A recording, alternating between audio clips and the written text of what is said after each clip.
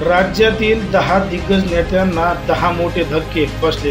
पंकजा मुंडेंसह 3 केंद्रीय मंत्री आणि एका राज्यातील मंत्र्यांचा पराभव झाला।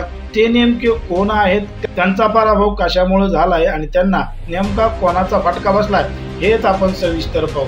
लोकसभा निवडणुकीचा निकाल जाहीर झाला असून राज्यात महाविकास आघाडीने मुसंडी मारत 29 जागांवर कब्जा केला आहे, तर दुसरीकडे 45 पेक्षा जास्त जागा जिंकून आणू असा दावा करणाऱ्या महायुतीचे घोडे मात्र 18 जागांवर थांबल्याचं दिसून आलं। राज्यातील काही ठिकाणी लाखांची लीड घेऊन उमेदवार निवडून आले, तर काही ठिकाणी अटीतटीची लढत दिसली। राज्यातील काही ठिकाणी धक्कादायक निकाल सुद्धा लागलेले आहेत। काही दिग्गजांना पराभवाचा सामना सुद्धा करावा लागला आहे। यामध्ये केंद्रीय मंत्री रावसाहेब दानवे, भारती पवार आणि कपिल पाटील यांना सुद्धा पराभवाचा सामना करावा लागला आहे। आता राज्यातील दिग्गजांना पराभवाचा धक्का कोणत्या बसलाय ते आपण पाहू। बीड मधून पंकजा मुंडे यांचा पराभव झाला। राज्यातील सर्वाधिक संवेदनशील समजल्या जाणाऱ्या बीडमध्ये शेवटपर्यंत अटीतटीची लढत पाहायला मिळाली।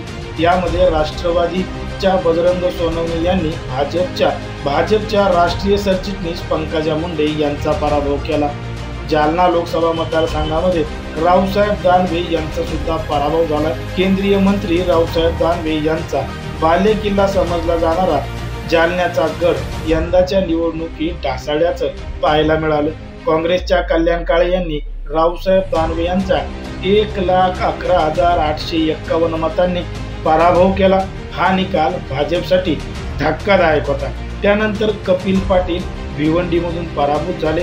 राष्ट्रवादी काँग्रेसच्या शरद पवार गटाचे भिवंडीतील उमेदवार बाळ्यामामा उर्फ सुरेश म्हात्रे यांनी केंद्रीय राज्यमंत्री कपिल पाटील यांचा 66,000 मतांनी पराभव करून भाजपला चांगलाच धक्का दिला।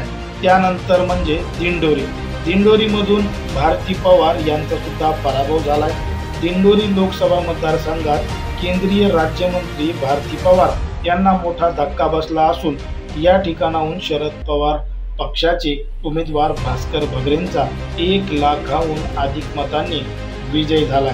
त्यानंतरचा धक्का म्हणजे मुंबई उत्तर मध्य मधून होते उज्ज्वल निकम।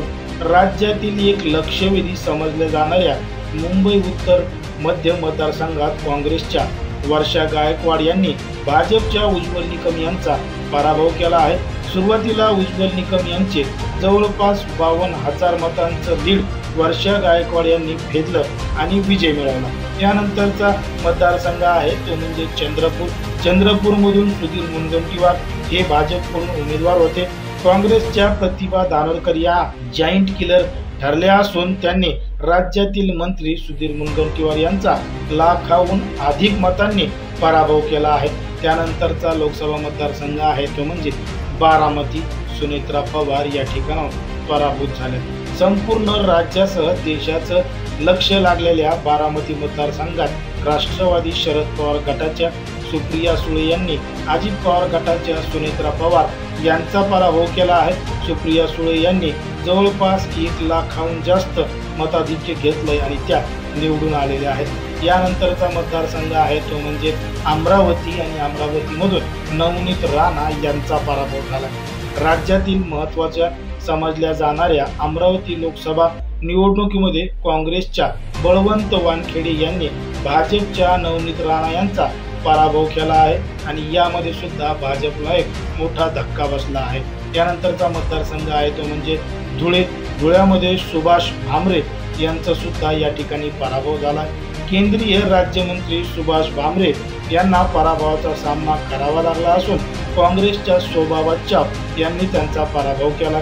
तर अशा पद्धतीनं भाजपच्या दिग्गज नेत्यांचा पराभव राज्यामध्ये झाला आणि महायुतीला एक मोठा धक्का 2024च्या लोकसभा निवडणुकीमध्ये मिळाला। एकंदरीत नेमकी काय कारणं आहेत भाजपला महायुतीला राज्यामध्ये मोठा पराभव स्वीकारावा लागला? या कारणांपेक्षा इतर काही वेगळी कारणं आहेत का? तुम्हाला काय वाटतं हे अगदी स्पष्टपणे कमेंटमध्ये सांगा। अशाच पद्धतीचे नवनवीन व्हिडिओ पाहण्यासाठी आपल्या चॅनलला लगेच सबस्क्राईब करून घ्या।